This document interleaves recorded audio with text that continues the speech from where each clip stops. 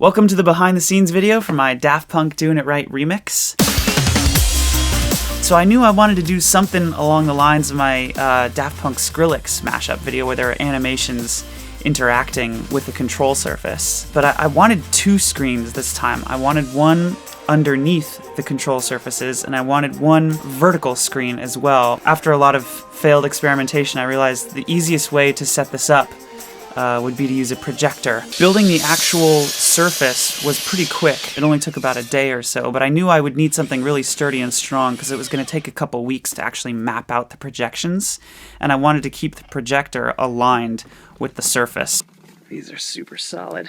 Once the projector was bolted into place and the surface was built, basically I just opened up Final Cut Pro and I played around with dragging around shapes and mats to kind of fit them in squares and boxes around all the different control surfaces and around the screen. So just for the fun of it, I uploaded the actual projection file, the movie file that's coming out of the projector as it looks on a flat surface.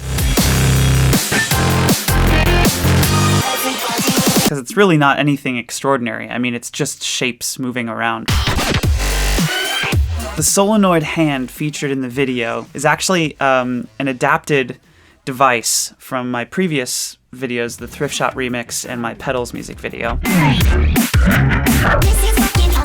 The board on there, that Arduino board, was programmed by Rich Humphrey, who's a wonderful, brilliant programmer in San Francisco. Because the QuNeo has a different grid size than the Launchpad, I had to rebuild the entire chassis from scratch. First, I created these small angled brackets, basically custom-sized angle brackets, so that the solenoids would hover at just the right height above the QuNeo. Then I mounted a strip of architecture aluminum to the top of the brackets, and I drilled 7/8 inch diameter holes into the aluminum using a device called a hole saw, which I had no idea existed, but it drills a hole of any size that you want. It's pretty awesome. Then I mounted the Arduino board to the chassis and screwed the solenoids in place. And the last step was just adding another piece of architecture aluminum on top with some rubber weather stripping to prevent the plungers from flying out of the solenoids. So once I got everything set up, I had to film the whole thing. I knew I wanted to use a lot of cameras because I think that adds dynamics to the shoot and just makes it more engaging if you can see what's going on from multiple angles. I wrangled all the cameras I could find. So after doing all the programming and setting up all the cameras and mapping out all the projections, I shot the whole thing with 7 cameras, converted all the footage, lined it all up, edited it together, watched the video, and was totally disappointed. It was dark and the contrast was wrong and you couldn't see my hands. It was so disappointing and I knew I would have to reshoot the whole thing.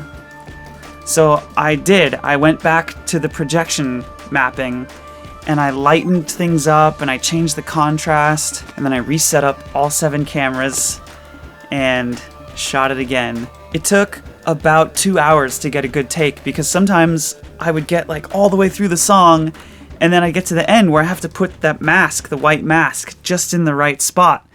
And sometimes I'd get to the end and I'd put it like a centimeter too far over and then the face would look all weird because the nose would be on the cheek. And it means I have to start all the way from the beginning again and reshoot the whole thing.